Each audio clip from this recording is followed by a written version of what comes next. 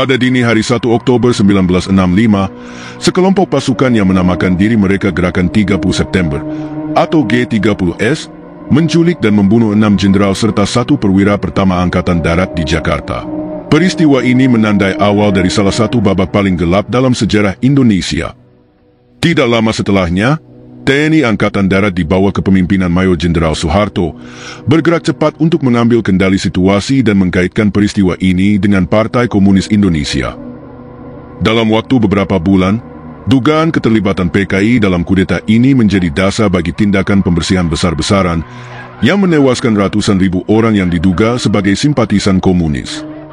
Peristiwa ini memiliki dampak luar biasa terhadap perjalanan sejarah Indonesia, tidak hanya dalam perubahan kekuasaan dari Soekarno ke Soeharto, tetapi juga dalam pembentukan narasi politik yang bertahan selama puluhan tahun. Rezim Orde Baru yang lahir dari peristiwa ini menggunakan narasi resmi bahwa G30S adalah upaya kudeta oleh PKI dan bahwa tindakan militer yang diambil adalah bentuk penyelamatan negara dari ancaman komunis. Namun, seiring dengan berjalannya waktu, muncul berbagai perspektif yang mempertanyakan kebenaran narasi resmi tersebut. Sejumlah sejarawan dan akademisi menyoroti adanya kemungkinan keterlibatan unsur-unsur lain dalam peristiwa ini, termasuk perpecahan internal di Angkatan Darat, peran Soekarno, serta kemungkinan campur tangan kekuatan asing seperti Amerika Serikat dan Inggris yang memiliki kepentingan dalam menekan pengaruh komunisme di Indonesia. Kontroversi ini semakin kompleks dengan hadirnya berbagai penelitian yang mempertanyakan sejauh mana PKI benar-benar merencanakan kudeta tersebut.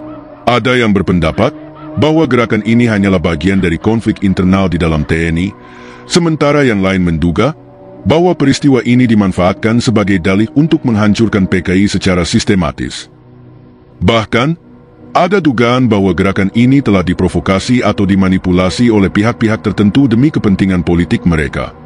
Dalam diskusi mengenai G30S PKI, berbagai ahli telah memberikan pandangan mereka.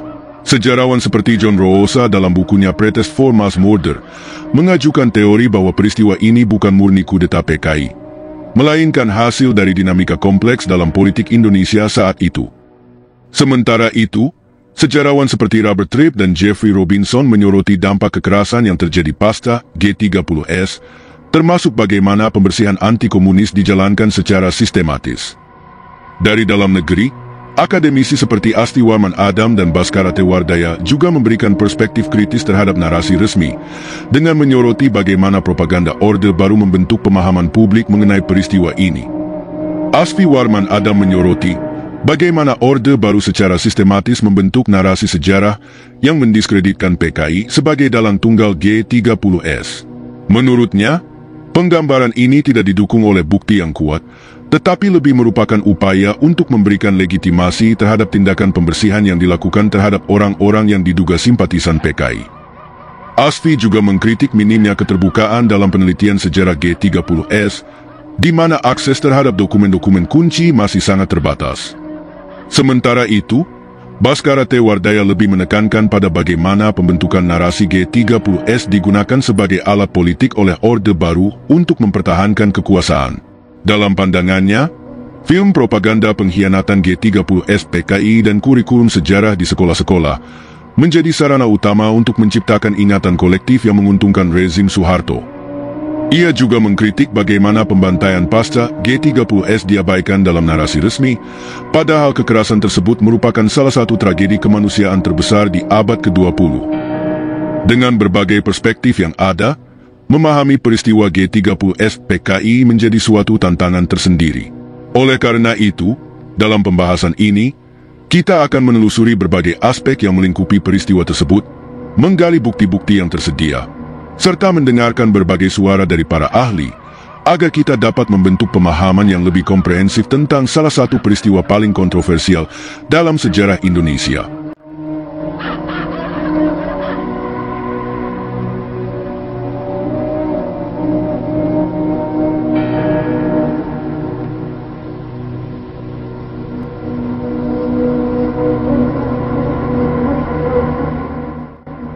Peristiwa G30S PKI tidak dapat dipahami hanya melalui satu sudut pandang. Sejarawan dan akademisi dari berbagai latar belakang telah mengajukan teori yang berbeda mengenai penyebab utama dari peristiwa ini. Beberapa pihak menganggapnya sebagai hasil dari konspirasi yang melibatkan PKI, sementara yang lain melihatnya sebagai akibat dari perebutan kekuasaan di dalam tubuh militer dan politik Indonesia. Bukti-bukti yang digunakan untuk mendukung berbagai teori ini juga beragam. Pendukung narasi resmi, yang banyak berasal dari dokumen Orde Baru, menunjukkan bahwa PKI memiliki sejarah gerakan bawah tanah dan memiliki unit militer sendiri, yaitu Biro Khusus, yang disebut-sebut sebagai dalang utama peristiwa ini. Namun, peneliti seperti John Roosa menyoroti kelemahan dalam bukti-bukti ini, termasuk kurangnya dokumentasi yang secara jelas menunjukkan bahwa PKI benar-benar merencanakan kudeta. Selain itu, ada pula argumen bahwa peristiwa ini lebih merupakan manifestasi dari konflik internal di Angkatan Darat. Beberapa jenderal yang menjadi korban memiliki pandangan yang berbeda mengenai pengaruh Soekarno dan bagaimana menangani PKI. Ada indikasi bahwa faksi-faksi di dalam militer memiliki kepentingan sendiri untuk melemahkan lawan politik mereka. Peran kekuatan asing dalam peristiwa ini juga menjadi subjek perdebatan. Beberapa dokumen yang telah dideklasifikasi menunjukkan bahwa Amerika Serikat dan Inggris memiliki kepentingan dalam melemahkan pengaruh komunisme di Indonesia. Beberapa pihak berpendapat bahwa ada upaya dari CIA untuk memanipulasi atau bahkan memfasilitasi peristiwa ini agar dapat digunakan sebagai dalih untuk menghancurkan PKI dan mengubah peta politik Indonesia. Ideologi politik memainkan peran besar dalam peristiwa ini. Di satu sisi, PKI berusaha memperkuat pengaruhnya di pemerintahan dengan mendukung kebijakan-kebijakan sosialistik Soekarno. Sementara di sisi lain, kelompok militer dan kaum nasionalis konservatif melihatnya sebagai ancaman terhadap kestabilan negara. Perebutan kekuasaan antara kelompok-kelompok ini berujung pada konfrontasi yang akhirnya memicu tragedi G30S dan dampak panjangnya terhadap masyarakat Indonesia. Dengan mempertimbangkan berbagai perspektif ini, kita dapat melihat bahwa peristiwa G30S PKI bukan sekadar hasil dari satu faktor tunggal, melainkan akibat dari kombinasi dinamika politik, ideologi, dan kepentingan kekuasaan yang saling bertabrakan. Dengan demikian, memahami peristiwa ini memerlukan analisis yang mendalam dan kritis terhadap berbagai sumber dan interpretasi yang ada.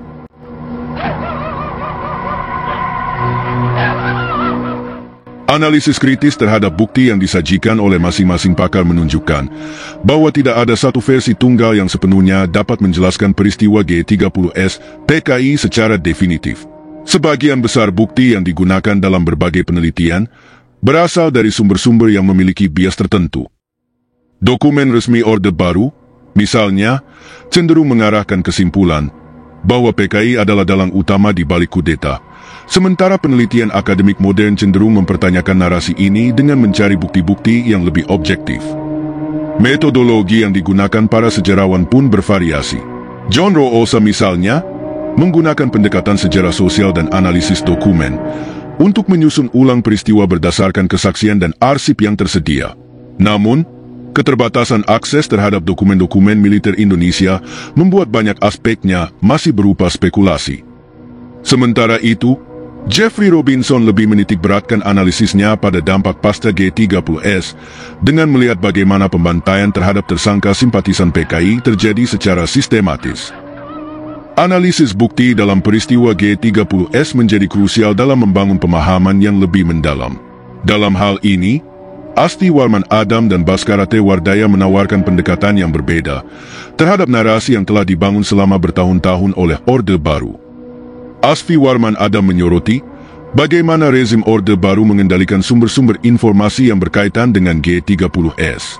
Dalam banyak kasus, penelitian akademik terhadap dokumen militer yang berkaitan dengan peristiwa ini mengalami hambatan serius. Kelemahan utama dalam analisis yang disajikan oleh Orde Baru adalah ketidakkonsistenan dalam bukti yang digunakan untuk mengaitkan PKI dengan gerakan ini. Asfi juga mengkritik metode yang digunakan dalam pelaporan sejarah yang seringkali didasarkan pada kesaksian individu tertentu tanpa verifikasi lebih lanjut.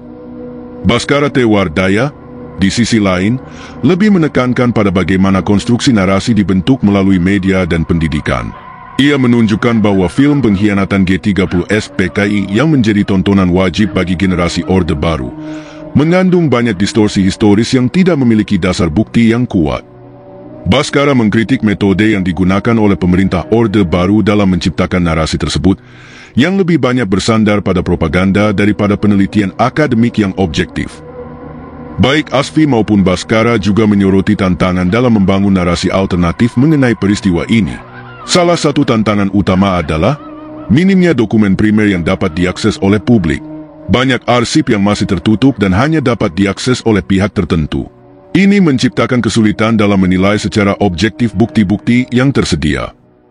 Dalam konteks metodologi sejarah, keduanya menekankan pentingnya pendekatan multidisipliner yang menggabungkan penelitian arsip, analisis politik, serta kajian media dalam memahami peristiwa G30S. Dengan membandingkan sumber dari dalam negeri dan luar negeri, keduanya berupaya memberikan gambaran yang lebih berimbang tentang apa yang sebenarnya terjadi pada malam 30 September hingga 1 Oktober 1965. Interpretasi historis juga memainkan peran besar dalam pembentukan narasi tentang G30S PKI. Banyak dokumen dari masa itu telah dihancurkan atau dimanipulasi, menyebabkan kesulitan dalam merekonstruksi kebenaran yang objektif. Tantangan lain dalam membangun narasi yang definitif adalah adanya kepentingan politik yang terus mempengaruhi bagaimana peristiwa ini dipahami oleh masyarakat. Dengan berbagai tantangan dalam menganalisis bukti, penting bagi kita untuk terus mengkritisi setiap sumber informasi dan memahami bahwa sejarah bukanlah sesuatu yang statis, melainkan sesuatu yang terus berkembang sesuai dengan penelitian dan penemuan baru.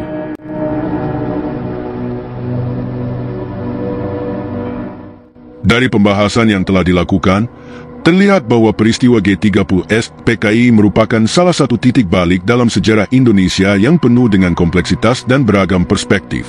Perdebatan mengenai penyebab, aktor yang terlibat, serta dampak peristiwa ini masih berlangsung hingga kini. Di satu sisi, narasi resmi Orde Baru yang menyatakan bahwa PKI adalah dalang utama masih tetap bertahan dalam sebagian masyarakat.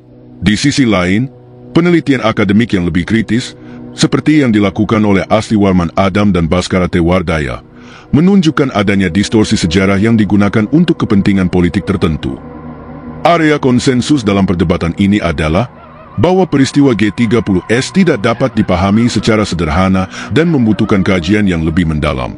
Kebanyakan sejarawan sepakat bahwa ada lebih dari satu faktor yang memicu peristiwa ini, mulai dari konflik internal di militer, peran PKI, hingga intervensi kekuatan asing. Namun, ketidaksepakatan masih terjadi dalam hal sejauh mana masing-masing faktor tersebut berkontribusi terhadap kejadian tersebut.